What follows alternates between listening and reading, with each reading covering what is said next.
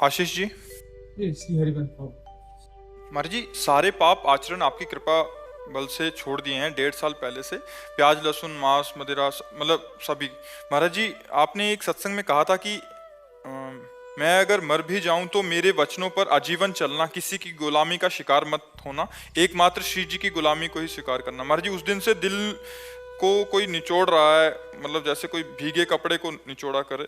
तब से बहुत विचलित हूँ महाराज जी, किसी बात में मन नहीं लग रहा। विकलता से महाराज जी, इस विकलता को शांत करें। किस बात की विकलता की? शरीर मतलब सिर्फ मम्मी पापा की बात, आपकी वचनों पर खाली उन्होंने भी राजी है। बस आप ये जो आप जाने की बात, अभी तक आपसे मतलब मिलन हुई वो बात नहीं हुई जो होनी चाहिए। हमारे नाम दे दीजिए, हमें स्वीकार कर दीजिए। ये संसार से बस घोर वैराग्य हो जाए और आपकी इसी चरणों में बस अखंड भक्ति और अखंड, हमें और कुछ ना चाहिए। आप नाम जप करो, नाम जप। हम आपको एक आंतरिक बात बता दें, यदि आप हमारी बात मानोगे, हम कोई मतलब सिद्धि या चमत्कार की बात नहीं करते, तो तुम्हारे खोपड़ी में प्रेमानंद बैठा मिलेगा। ये तुम देख लेना, तुम्हें लगेगा कि हमारे माइंड पे वो बैठे हुए हैं और वो मुझे चला रहे हैं, क्योंकि ये जीवन भगवान को समर्पित जीवन है। मतलब किंचन मात्र इस जीवन में अपना अस्तित्व नहीं है। भगवान बुलवा रहे हैं, पढ़े लिखे नहीं, भगवान चला रहे हैं, हमारी किडनी फेल है। मतलब अपना अस्तित्व, मनुष्यत्व का अस्तित्व नहीं है। ये केवल भागवतिक प्रभाव से चल रहा है। तो अगर आप हमारी बात मानोगे तो आपको दिखाई देगा माइंड में ही वो बैठे हुए चला रहे हैं। बाहर की तो बात जाने दो, माइंड में बैठे हुए वो चला रहे हैं, हमारे दिमाग में वो बैठ चुके हैं। जो बाबा ने ये बोला है, बाबा ने ये बोला है, बाबा ने कहा ऐसे चलना है, ये माइंड में बैठना होता है। वो माइंड में बैठ करके ही तुम्हें भगवत प्राप्ति करा देंगे। अमित आहूजा जी, राधे राधे। महाराज जी, महाराज जी, क्या भाग्य हमारे जीवन को नियंत्रित करता है या हमारे प्रयास और प्रार्थना हमारे जीवन को बदल सकती है? नहीं, भाग्य नियंत्रित करता है। कब तक? जब तक हमारा प्रयास आध्यात्मिक नहीं होता।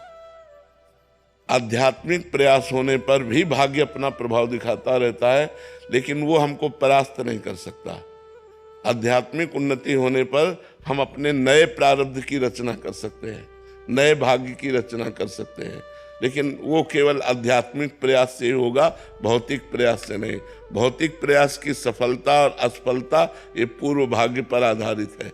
हानि लाभ, जीवन मरण, जस अपजस विधि हाथ। विधि माने विधाता के हाथ में, जो तुम्हारे कर्मों के अनुसार विधान रख दिया गया है। अब उसको भोगते हुए हम नए जीवन को, हाँ, तो हम उस आध्यात्मिक मार्ग से ही चल सकते हैं, तब हम प्रकाशित कर सकते हैं नए जीवन को। नहीं तो वो कर्म के आधार पर, भाग्य पर ही निर्धारित रहेगा। वो स्वयं में इतना प्रबल नहीं है। स्वयं में प्रबलता पुरुषार्थ अध्यात्म की, भजन की, तपस्या की, व्रत की, नियम की, तीर्थयाटन की, इनको जो हम करते हैं तो हम अपने भाग्य का परिवर्तन कर सकते हैं। आगामी, वर्तमान को नहीं, आगामी भाग्य का परिवर्तन। महाराज, कर्म से भाग्य बनते हैं या भाग्य से कर्म? कर्म से भाग्य बनता है और भाग्य से उसका फल मिलता है, सुख या दुख। कर्म से हमारा भाग्य बनता है और भाग्य के परिणाम में सुख या दुख मिलता है। तो हमें नवीन कर्म जो आप करें वो सुख दुख दोनों से परे होने चाहिए। वो है भगवान का भजन, जो परमानंद प्रदान करता है, सुख दुख से परे है। तो नाम जप करो और सारे कर्म भगवान को समर्पित कर दो, अभी जीवन आनंदमय हो जाएगा। ये भी होता है कभी आगे जब कर्म कर रहे हैं तो आगे का जन्म पता नहीं कहाँ जाएंगे। हाँ, बिल्कुल बिल्कुल। सुअर कुत्ता भी बन सकते हैं, चिड़िया पक्षी भी बन सकते हैं, देवता भी बन सकते हैं, मनुष्य भी बन सकते हैं, कर्म के अनुसार। हाँ, जैसा हम कर्म करें, कोई निर्णय नहीं। इसीलिए तो खूब नाम जप करना चाहिए। तो नाम जप बचा लेगा, नाम जप आपको आगे उन्नति प्रदान करेगा। महाराज जी, माला से ना कर सके तो क्या हर पल हम नाम लेते रहें, उसका भी उतना ही प्रभाव पड़ेगा जितना माला लेके करने से? माला तो एक निमित्त मात्र है। माला है, जैसे और भी साधन है, ये एक निमित्त है। हमें भजन कराने में इनका बहुत बड़ा योगदान होता है। जैसे हमने देखा कि आज 40,000 हुए नाम जप। अब कल जब 30,000 में हम रोकेंगे तो हमें जलन होगी कि 10,000 का हमारा घाटा हो रहा है, यार कैसे पूरा करें 10,000। तो पूरा, अगर हम गिने ना होते तो ये प्रक्रिया ना होती। तो हमें लगता है गिनने से हमें ज़्यादा लाभ मिलता है कि आज हमने 50,000 किए, चलो कल 40,000 किए थे, आज 50। अब 50,000 से नीचे उतरने में आपको अच्छा नहीं लगेगा।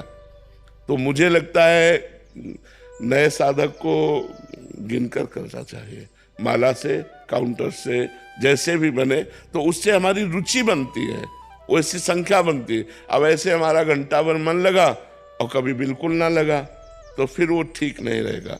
एक नियत संख्या से जब किया जाता है तो हमारी भजन में प्रवृत्ति होने लगती है। अब जैसे आप रोज 50,000 नाम जप करो तो 50,000 का तो अभ्यास हो गया, और 10-5,000 आप एक्स्ट्रा में घसीट सकते हो, तो धीरे धीरे हम भजन वृत्ति बढ़ा सकते हैं। तो ऐसे हमें पता ही नहीं चला कितना जप हुआ। ये सिद्धों का है, जो सिद्ध हो गए हैं उनके श्वास प्रश्वास में भगवान नाम चल रहा है। अब उनको जपना तो है नहीं, वो तो स्वयं चल रहा है। साधक को जिसको जपना है उसको चाहिए माला, सुमिरनी, काउंटर आदि के द्वारा संख्या से, तो संख्या से ज्यादा जप होता है। फिर देख लो आपकी स्थिति क्या है। आगे मेरे प्रिय मित्रों, तो हम इस चैनल के माध्यम से महाराज जी के ऑफिशियल चैनल भजन महाराज से कुछ महत्वपूर्ण प्रश्नों को आप तक पहुँचाने का एक छोटा सा प्रयास कर रहे हैं। कृपया वीडियो को पूरा देखें और मैं आशा करता हूँ कि आप निरंतर राधा नाम जाप का प्रयास कर रहे होंगे।